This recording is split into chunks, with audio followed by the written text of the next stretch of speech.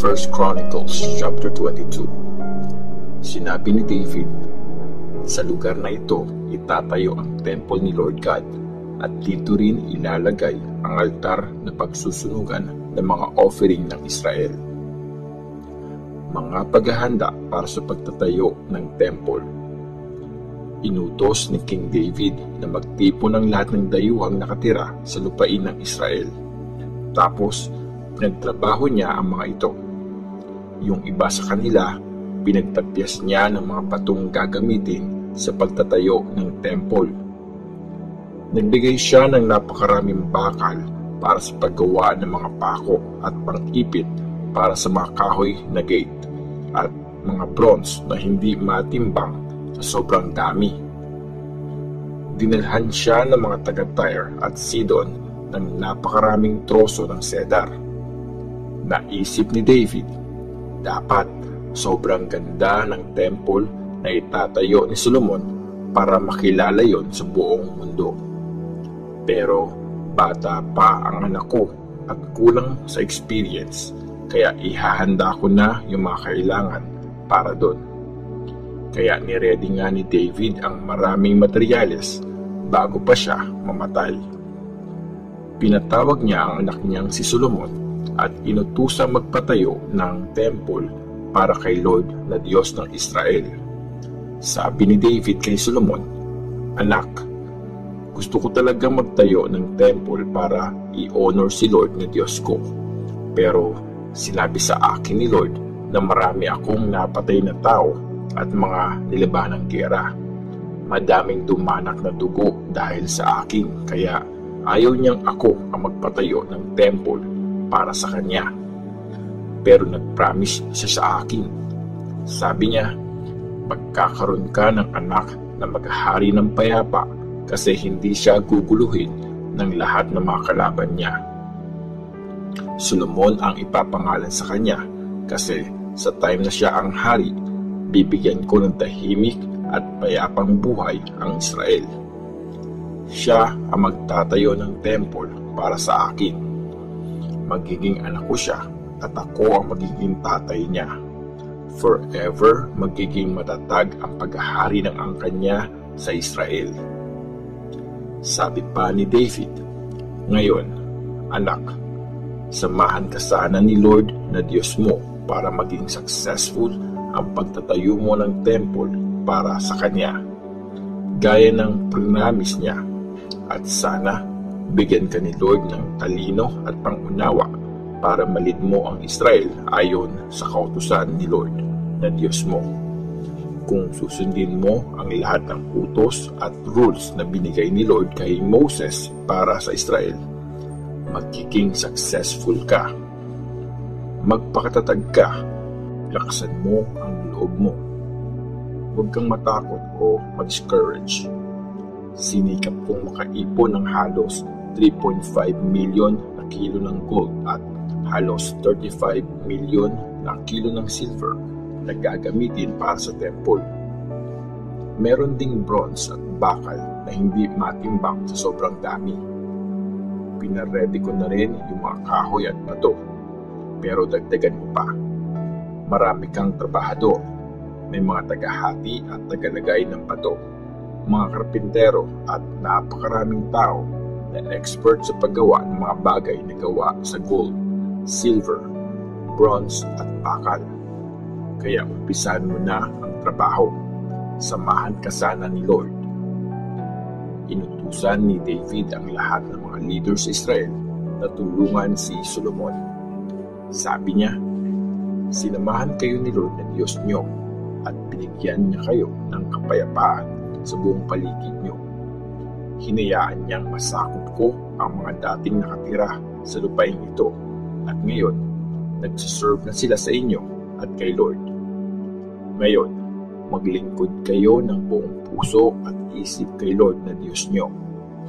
Umpisahan niyo nang itayo ang temple para mailagay na doon ang box na kasunduan ni Lord at ang iba pang mga banal na bagay na ginagamit sa pag-worship sa Kanya."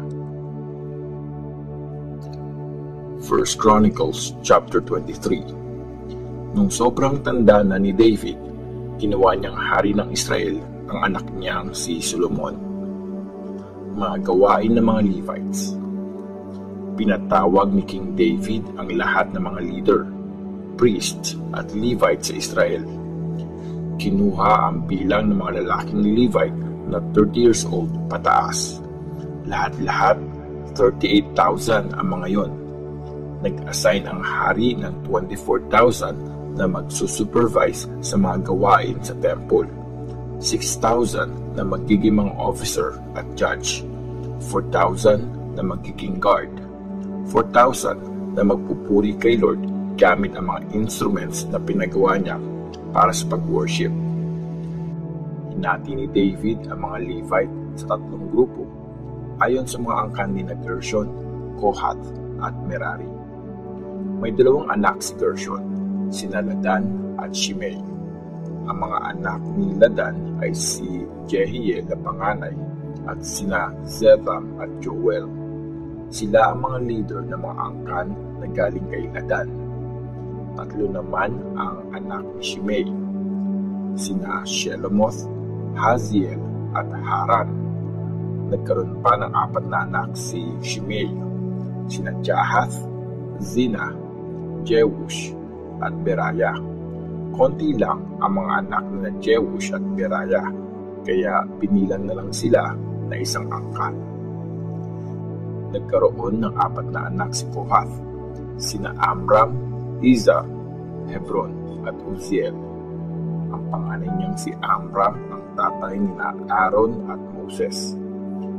Hiniwalay si Aaron at ang lahi niya para sila ang forever na mag-dedicate ng mga banal na gamit at magsunog ng mga insenso. Magsiserve din sila sa Diyos at ibibless nila ang mga tao sa pangalan ni Lord. Pero kasali sa tribe ni Levi ang mga anak ni Moses na servant ng Diyos.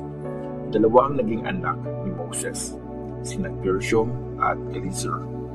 Si Shebuel ang leader ng mga anak ni Gershom. Si Rehabiah naman ang nag-iisang anak ni Eliezer at siyang pinuno sa kanila. Maraming naging anak si Rehabiah. Ang pangalawang anak ni Kohath na si Izhar ay may isang anak, si Shelomith. Siya ang head sa kanila. Si Hebron naman ay may 4 na anak, sina Jeriah, Amariah, Jahaziel at Jekameam.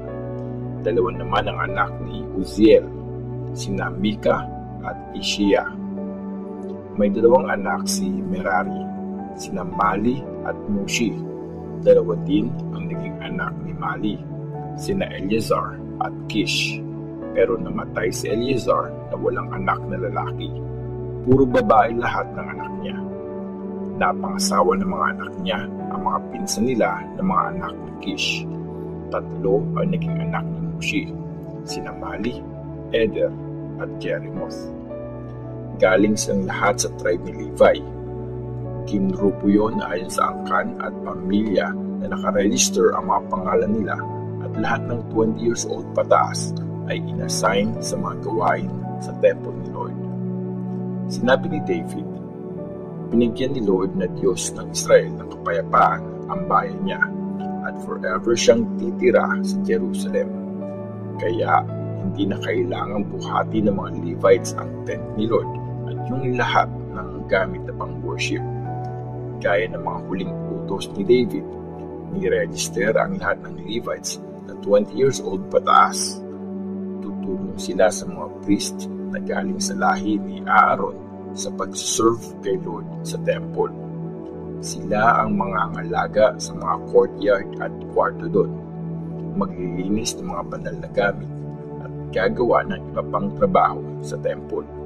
Tutulong din sila sa pagpe-prepare ng tinapay na i-offer, ng ihahandog na harina, ng manipis na tinapay na walang pampalsa, mga nilutong offering, at ng harina na hinaluan ng olive oil. Sila din ang bahala sa pagtitimbang at pagsusukat ng mga offering sa temple. Araw-gabi silang magpupuri at magpapasalamat kay Lord.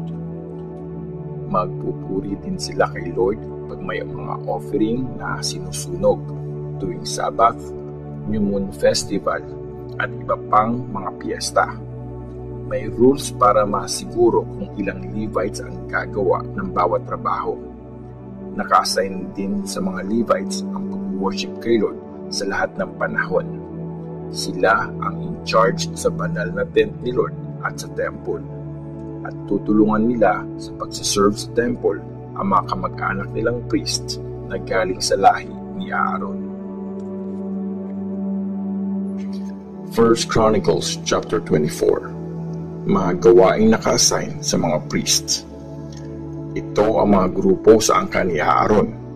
May 4 na anak si Aaron, sina Nadab, Abihu, Eleazar at Ithamar.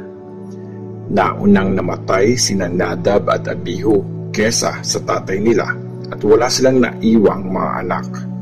Kaya ang mga kapatid nilang sina Eleazar at Ithamar ang mga naging priests. Kinrupo ni King David ang lahi ni Aaron ayon sa magiging trabaho nila.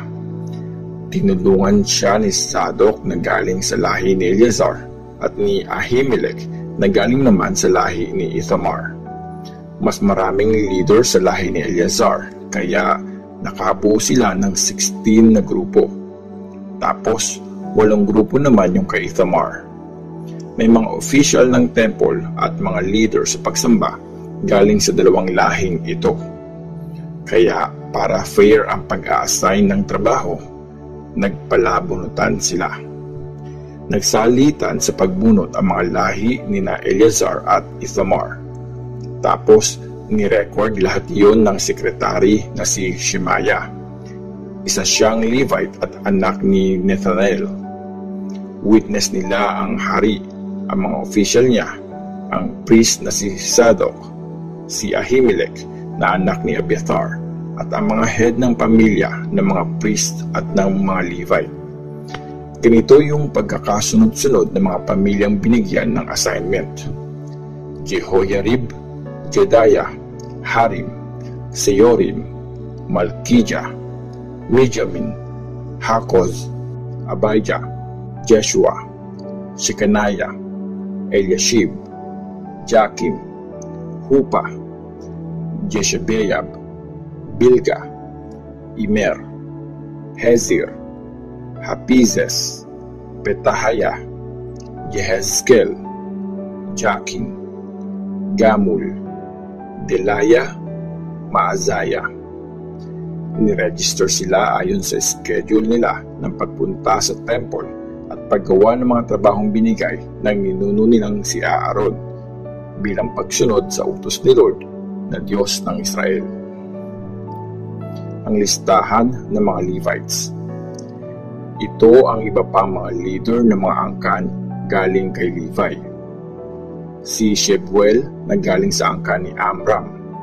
Si Jedeah na galing sa angkan ni Shebuel. Si Ishiah na galing sa angkan ni Rehabiah. Si Shelomith na galing sa angkan ni Izar. Si Jahath na galing sa angkan ni Shelomith. Sina Jeriah, Amariah, Jehaziel at Jekamiam na galing sa angkan ni Hebron. Si Mika na galing sa angkan ni Uziel. Si Shamir na galing sa angkan ni Mika. Si Ishiah na kapatid ni Mika. Si Zechariah na galing sa angkan ni Ishiah. Sina Mali, Mushi at Jaaziah na galing sa angkan ni Merari. Si Beno na galing sa angkan ni Jaazaya. Ang 3 anak ni Jaazaya na sina Shoham, Zakur at Ibri na galing sa angkan ni Merari. Si Eleazar na walang anak na lalaki at galing sa angkan ni Mali. Si Jeramel na galing sa angkan ni Kish. At ang mga anak ni Mushi na sina Mali, Eder at Jeremoth. Ito ang mga angkan ng mga Levites. Gaya ng ginawa ng mga kamag-anak nilang galing sa lahi ni Aaron, nagpalabunutan din ang mga leader na ito kasama ang isang mas bata nilang kapatid. Ginawa nila ito para malaman ang mga magiging trabaho nila. Witness doon sina King David, Zadok, Ahimelech at ang mga head ng pamilya ng mga priest at ng mga Levites.